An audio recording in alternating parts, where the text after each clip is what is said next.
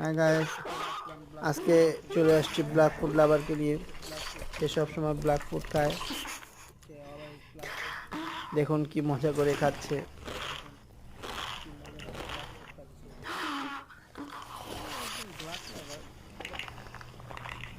আপনারাও ট্রাই করতে পারেন। দেখুন ব্ল্যাক নুডলস খাচ্ছে।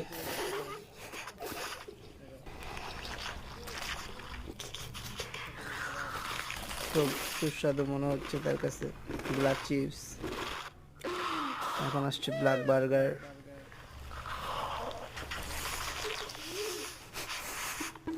কি মজা করে খাচ্ছে।